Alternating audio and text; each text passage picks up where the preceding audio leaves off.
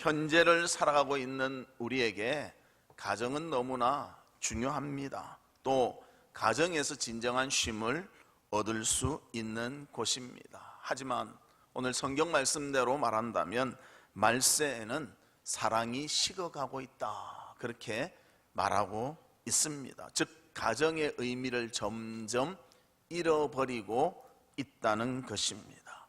그렇기 때문에 아름다운 가정을 만들어 나간다는 것, 이것이 그래 쉽지는 않다는 것입니다. 말세의 특징을 살펴본다면 우리의 가정에 무엇이 있으면 아름답게 될 수 있는가 우리가 살펴봐야 되고, 어떻게 하면 가정을 든든히 세우며 아름답게 꾸며나갈 수 있는가, 이것을 깨달으며 가정을 아름답게 꾸며나가는 우리 성도님들 되시기를 주님의 이름으로 축복합니다.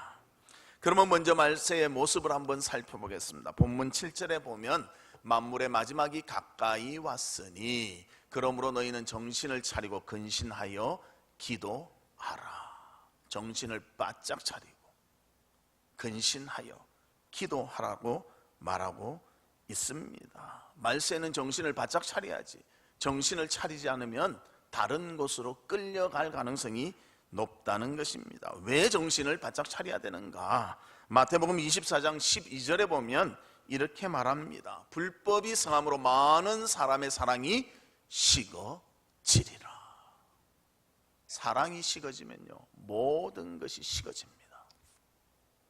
사랑이 없으면요, 아무리 많은 사람이 모여도 그곳에 따뜻함이 있을 수가 없고요, 정겨움이 있을 수가 없습니다. 만약에 부부가 사랑이 식었다, 그러면 어떤 모습을 보일 것 같습니까? 부부가 있어도 부담스럽고요, 재미도 없고 귀찮고 싫고 피하고 싶고, 왜 하나님은 이렇게 짝지어 주셔서 나를 괴롭게 할까? 아마 그런 생각들을 갖게 될 것입니다.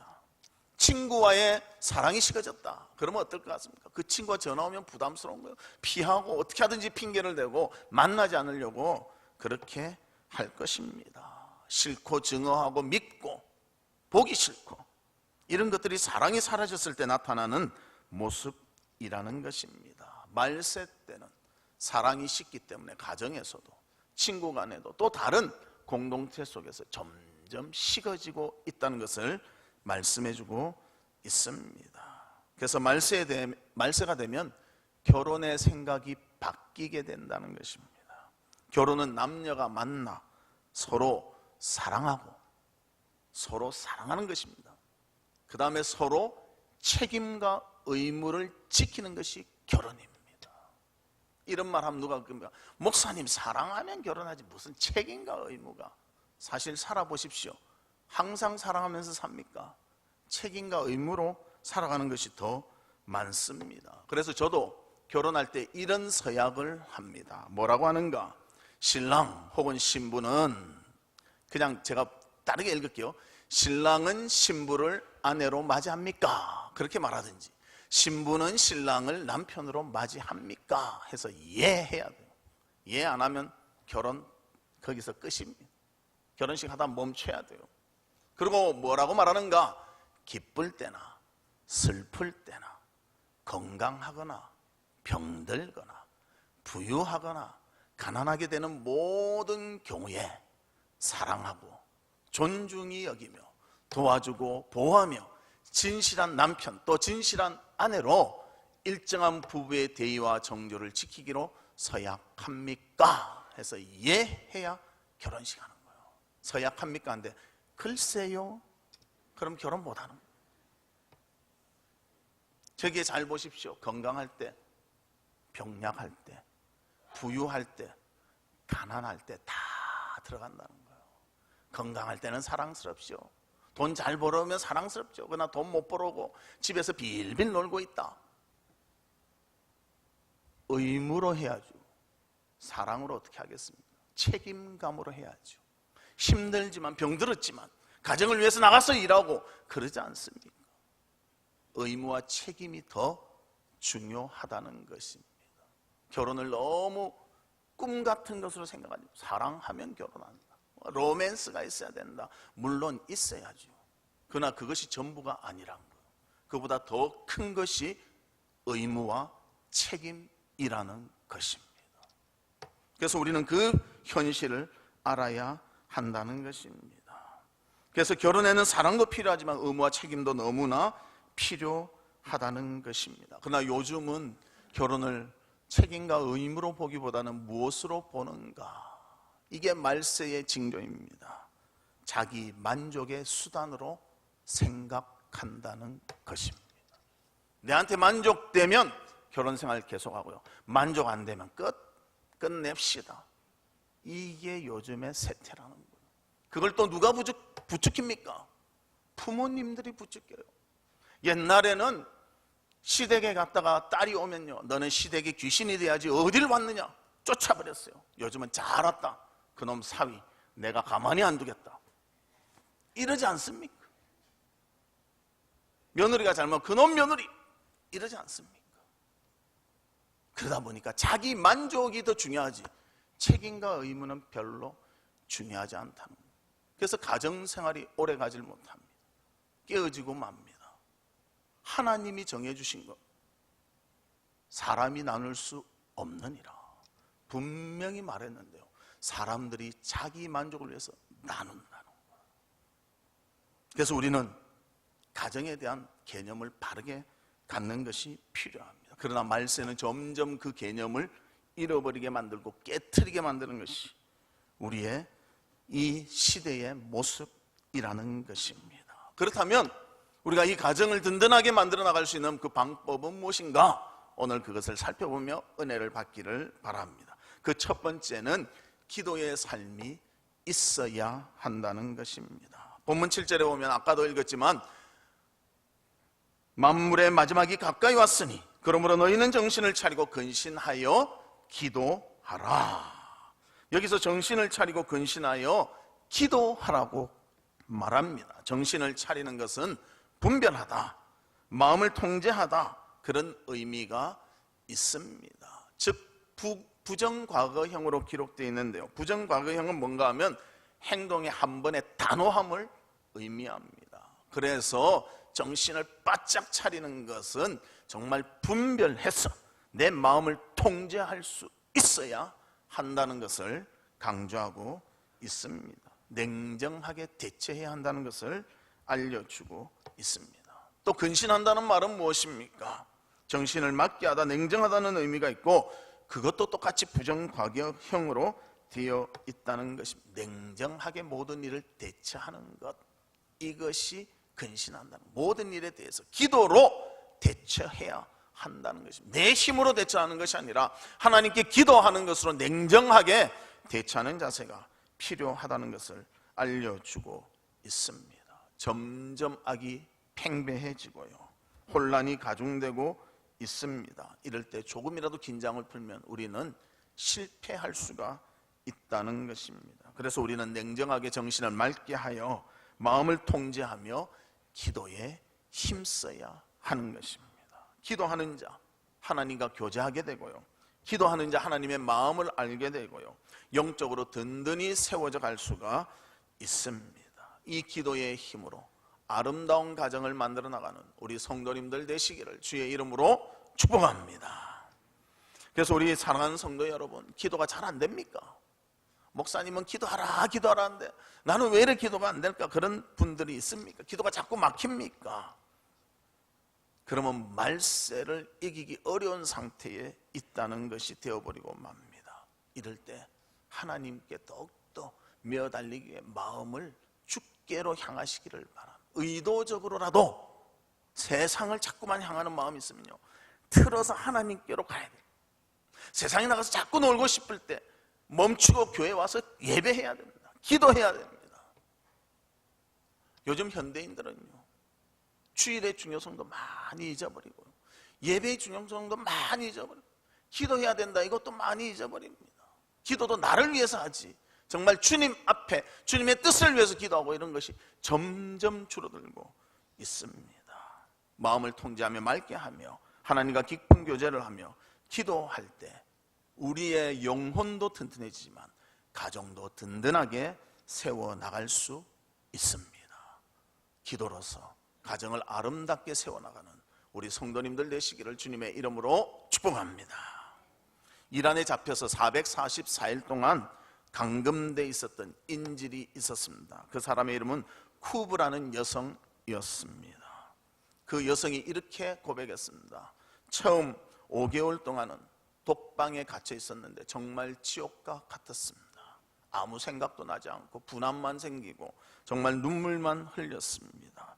그러나 이상하게도 그 가운데서도 저는 안정을 유지했습니다. 그것은 무엇이 나를 안정하게 했는가 하면 불안하고 힘들고 어렵지만 두 손 모아 기도해야 한다는 사실이 내 마음속에 있었기 때문입니다. 이것은 제가 아기 때부터 어머니에게 배운 버릇이었습니다. 내가 청년이 되었을 때는 어머니는 줄곧 나한테 말씀하셨습니다. 두 손을 모으고 기도하는 것을 잊지 말라. 어머니는 내 귀에 따갑도록 말씀하셨습니다. 그래서 그 불안한 상태 속에 지옥과 같은 속에서도 안정을 누릴 수 있었던 것은 기도했기 때문입니다. 그리고 그 후 5개월은 너무나 좋았습니다. 무엇이 그래 좋게 했는가? 스위프트라는 그런 여성을 같이 독방에서 이제 둘이 있게 됐는데, 독방이 아니라 둘이 있게 됐는데요, 그분도 신앙이 있어서 서로 신앙에 도움을 주며 기도했기 때문에 테헤란이 지옥이 아니라 그때부터는 우리의 일상이 정말 성장하는 천국으로 바뀌게 되었습니다. 감옥 속에 있었지만 인질로 잡혀서 언제 그 목숨이 끝날 줄도 모르고 언제 풀려날지 기약이 없었지만 기도하는 중에 안정과 기쁨을 누렸다고 분명히 고백했습니다. 우리 사랑하는 성도들도 기도함으로 아름다운 가정을 이루어나가는 성도님들 되시기를 주님의 이름으로 축복합니다. 두 번째로는 사랑하는 삶이 있어야 합니다. 오늘 본문 8절에도 보면요, 정말 지극히 뜨겁게 사랑해야 된다 말합니다. 말세가 되면 사랑을 하되 어떤 현상이 일어나는가?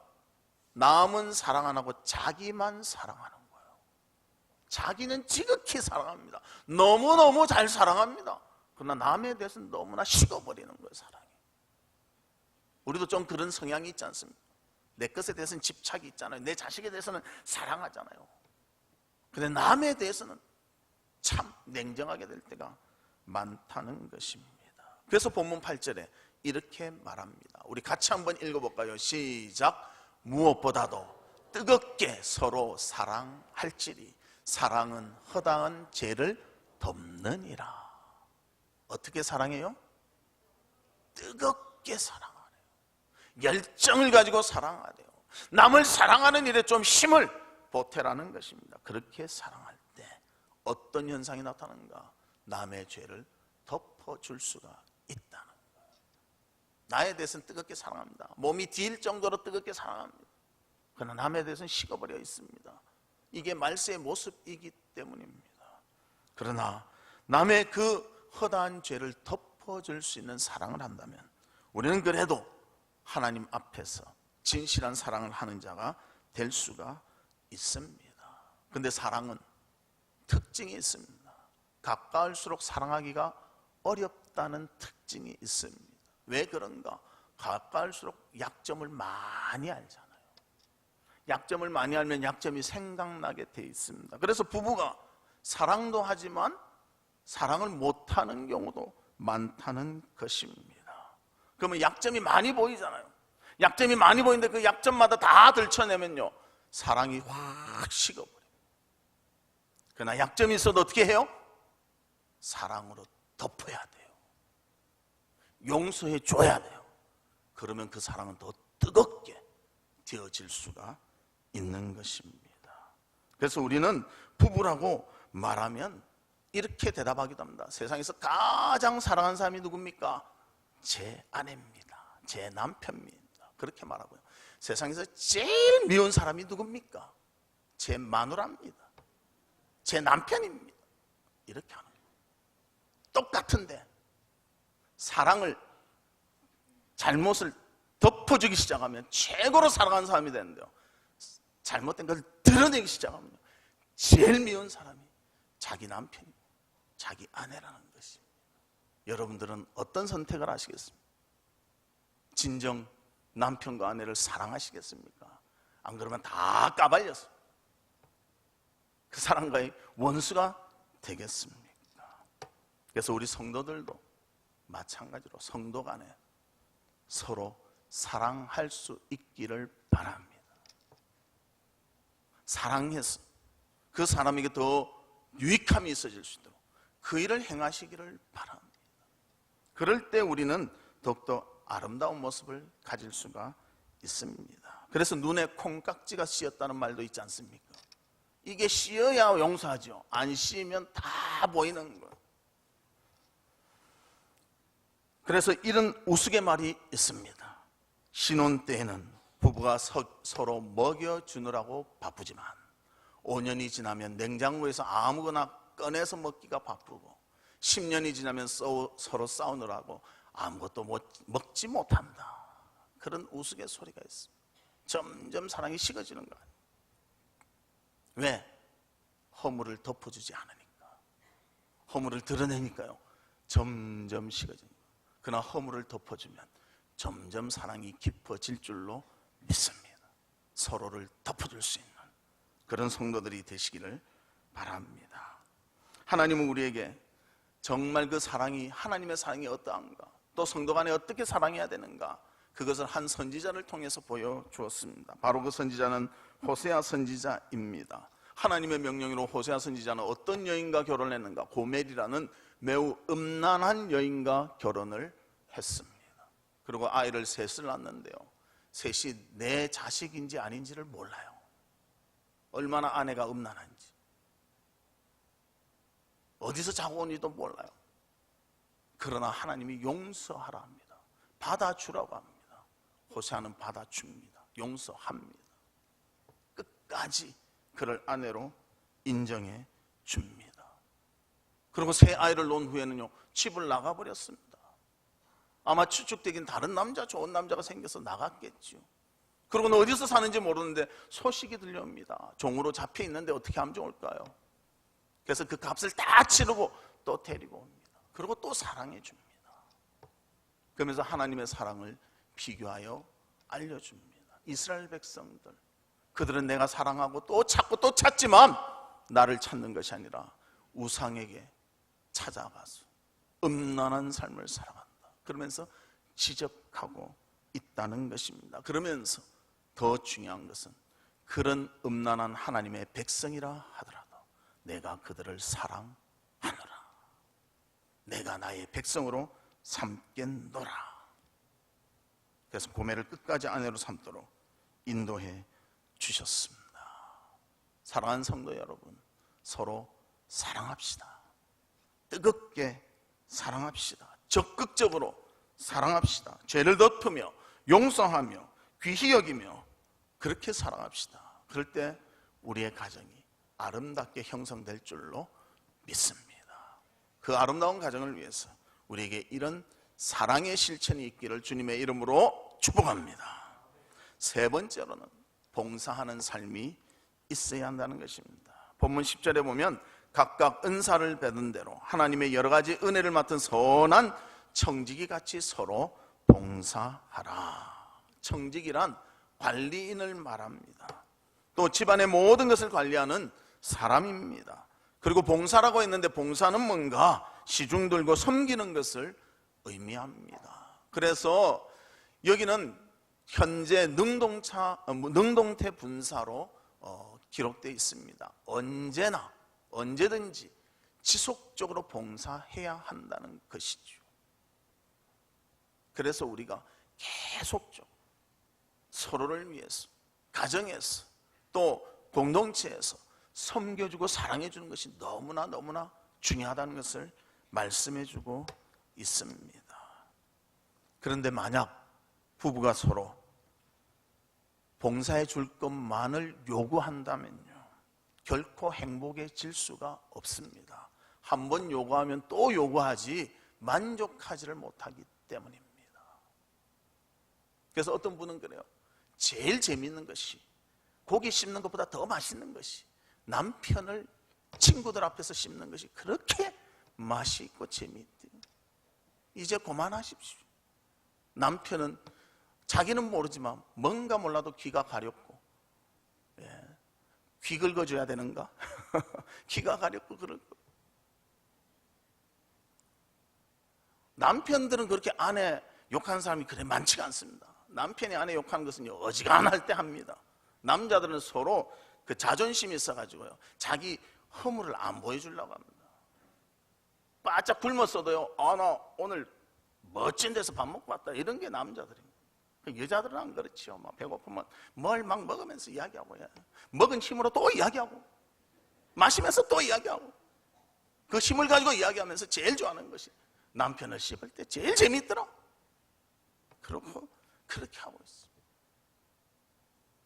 그러나 이제는 그렇게 할 때 행복을 가져올 수가 없다는 것입니다. 왜냐하면 요구하고 또 요구하면 끝까지 요구하게 되기 때문입니다. 감사하지 않기 때문에. 나중에 한번 보십시오. 장례식 갔다 오면요, 아무리 마음에 안 들어도 살아있는 것이 감사다, 이 마음이 듭니다. 장례식을 좀 자주 가셔야 돼요. 중환자실을 좀 자주 가셔야 돼요. 우리는 신방도 가고 장례식도 많이 가다 보니까 자주 가서 자주 깨닫게 됩니다. 그래서 잘해야지 그러는데요, 그런데 자주 안 가시는 분은 깨달을 기간이 별로 없어요. 그래서 불평만 많아요. 불평 많아서 좋은 것은 하나도 없다는 것입니다. 그러나 서로 상대에게 봉사를 하는 자는요, 또 봉사를 하기를 원하기 때문에 서로의 사랑이 깊어질 수가 있는 것입니다.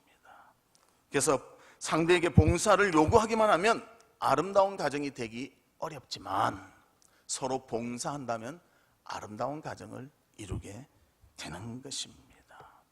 또 부모도 자녀에게 정말 사랑하며 보태줄 때, 그때 봉사할 때 서로의 사랑을 느끼게 되고, 자녀가 부모에게 봉사한다면 아름답고 행복한 가정을 만들어 나갈 수가 있는 것입니다. 서로가 봉사함으로 아름다운 가정을 이루어 나갈 우리 성도님들 되시기를 주님의 이름으로 축복합니다. 그래서 행복한 가정에 대해서 이렇게 표현해 놓은 것이 있더라고요. 한번 읽어보겠습니다. 아기의 울음소리와 어머니의 노래소리가 멋진 화음이 이르는 곳, 그것이 행복한 가정이라는 것입니다. 따뜻한 심장과 행복한 눈동자가 서로 만나는 곳, 상함과 아픔이 싸매지고 기쁨과 슬픔이 나누어지는 곳, 어버이가 존경받고 어린이들이 사랑받는 기쁨의 공동체, 조촐한 식탁일지라도 왕궁이 부럽지 않고 돈이 그다지 위세를 부리지 못하는 곳, 이것이 행복한 가정이라는 거죠. 사랑이 무엇이며 바른 것이 무엇인지를 배우는 아이들의 맨 처음 학교, 이것이 행복한 가정이라는 것입니다. 서로에게 관심을 갖고 그 관심을 고맙게 받아들이는 아름다운 것, 이것이 행복한 가정입니다. 이렇게 좋은 것이 바로 가정이다, 그렇게 글을 써놨더라고요. 여러분들은 행복한 가정이 될 수 있도록 노력하는 우리 성도들이 되시기를 바랍니다. 그래서 행복한 가정을 위한 남편의 7가지 계명을 알려드리겠습니다. 남편들 다 적을 준비하십시오. 천천히 넘어갈 테니까. 제가 이걸 제 아내한테 딱 물어보니까요, 100% 맞다고 그랬습니다. 이거는 확증하고 나온 겁니다. 1번, 아내가 변화하기를 바라지 말라. 내가 먼저 변해야 한다. 아내는 기성품이 아니다. 변화 무상합니다, 맞죠? 매일매일 변하는 게 아니에요. 2번, 아내를 어머니나 다른 여성과 비교하지 말라. 비교하지 마십시오. 우리 어머니 반찬이 더 맛있던데 이런 말 했다가는 그 다음부터는 간장에 찍어 먹어야 됩니다. 3번, 어두운 표정을 지은 채 귀가하지 말라. 가정은 병원이 아니다. 다 적으셨습니까? 너무 빠른 거 아닙니까? 1번으로 다시 갑시다. 자, 빨리 적으세요. 아내가 변하기를 바라지 말라. 내가 먼저 변해야 된다. 아내는 무엇이 아니다? 기성품이 아니다. 맞춤복입니다. 맞춤복도 좀 말이 이상하네. 하여튼 고귀한 인격입니다. 2번, 1번 넘어가면 되죠? 2번, 아내를 누구와 비교하지 말라? 어머니와 다른 여성과 비교하지 말라. 3번, 어두운 표정을 지은 채 귀가하지 말라. 가정은 병원이 아니다. 그래서 조금 웃으시면서 그렇게 들어가시면 좋겠습니다. 네 번째, 아내의 허물과 실수를 공격하지 말라. 아내는 끊임없이 위로받기를 원한다. 우리 남편들 그렇잖아요. 맛있게 밥 먹고는 맛있게 잘 먹었다는 소리는 어쩌다 한 번씩 하고, 잘못되면 밥맛이 왜 이러냐, 왜 이래 짜냐, 왜 이래 맵냐, 왜 이래 싱겁냐, 그것은 잘 하잖아요. 그래서 이런 부분 잘 하시기를 바랍니다. 5번째, 고개로 아내를 사랑하라. 아내가 말을 할 때면 항상 고개를 끄덕여주면서 반응을 하라. 이건 저도 잘 안 됩니다. 이게 많이 굳었는 거. 요건 잘 되는데 요건 잘 안 돼요. 요 연습을 좀 해야, 이 근육을 키워야 돼요. 끄덕여주라. 6번, 아내를 관리하려 하지 말라. 아내는 물건이 아니라 인생의 영원한 협조자이다. 나이가 갈수록요, 아내의 필요성을 느끼지 않습니다. 여자들은 이래 만나면 무슨 인사를 하는지 아십니까? 아유, 오늘 참 머리가 예쁘시네요. 옷이 잘 맞으시네요. 귀걸이가 예쁘시네요. 이렇게 인사합니다. 남자들은 어떻게 인사하는지 아십니까? 99% 밥 먹었습니까? 아닌 것 같죠? 이제 나중에 인사해 보십시오. 나중에 알게 됩니다. 밥 때 딱 지나서 인사하면요, 99% 그렇습니다. 그래서 밥은 누가 해줍니까? 옆집 아줌마가 해줍니까? 아내가 해주잖아요. 그래서 아내의 인생의 협조자라는 걸 꼭 잊지 말기를 바랍니다. 마지막 7번째, 억압적인 태도를 버리라. 아내 앞에 군림하려는 남편일수록 아내로부터 철저히 무시당한다. 그래서 나이가 들수록요, 남자가 기가 죽게 되어 있습니다. 왜 그런가 하면 호르몬이 줄기 때문에. 남자는 남성의 능력이 점점 줄어들고, 여자는 여자 호르몬이 주니까 점점 남성화돼서요, 남자가 지게 됩니다. 그래서 제가 저번엔가 언제 설교하면서 55세가 되면 역전된다 하니까요, 어떤 우리 성도님은요 54세인데 내년이 정말 그리워진다고 그러시더라고요. 근데 그 내년이 지났습니다. 이제 어떻게 됐는지는 제가 모르겠습니다. 그 그리워진다는 말만 들었지 결과는 듣지를 못했습니다. 그래서 행복한 가정을 위한 남자의 7가지 계명, 또 아버지 날에는 아내의 계명을 또 찾아보도록 하겠습니다. 그래서 우리가 다 이 내용은 뭔가 하면요, 서로 봉사하고 서로 사랑하고 서로 이해해주고 서로를 위해서 기도해주고 존중해줄 때 행복한 가정을 만들 수가 있다는 것입니다. 자신의 주장만 해가지고는 절대 행복해질 수가 없고, 남의 사정을 이해하고 그것을 배려해줄 때 진정한 아름다운 가정을 이룰 수가 있는 것입니다. 우리 성도들 꼭 아름다운 가정을 이루시기를 주님의 이름으로 축복합니다. 말씀의 결론을 맺겠습니다. 말세는 사랑이 점점 식어가는 시대입니다. 가만히 놔두면 얼음장과 같이 만들어질 수가 있습니다. 사랑은 있으나 자기에 대한 사랑은 강하고요, 남에 대한 사랑은 점점 줄어가는 그런 시대입니다. 하지만 아름다운 가정이 되기를 원한다면 첫 번째로 기도하십시오. 하나님과의 관계를 바르게 세우십시오. 그리고 하나님과 교제하며 내 마음을 통제하고 내 마음을 맑게 했을 때 우리는 바른 가정을 만들어갈 수 있는 기초가 세워지게 되는 것입니다. 두 번째로는 뜨겁게 사랑하십시오. 서로 사랑하십시오. 사랑할 때 허물이 덮어지고, 사랑하지 못하면 허물은 드러나게 된다는 것입니다. 허물을 덮을 때 가정의 행복이 이루어지게 됩니다. 세 번째, 진정 사랑한다면 봉사의 삶도 있기를 바랍니다. 고개를 끄덕끄덕 해야 봉사입니다. 가만히 있으면 봉사가 안 됩니다. 이 봉사한다는 것은요 참 힘듭니다. 몸이 움직여야 되고요, 마음이 동해야 봉사를 하죠. 그것이 안 되면 할 수가 없어요. 그러나 가정을 행복하게 만들기 위해서 내가 그 봉사를 할 때 하나님께서는 우리의 가정에 아름다움을 만들어 주실 줄 믿습니다. 가정의 달, 정말 가정의 진정한 행복과 기쁨이 우리 성도님들의 가정마다 또 삶마다 풍성하시기를 주님의 이름으로 축복합니다. 우리 다 같이 기도하는데요.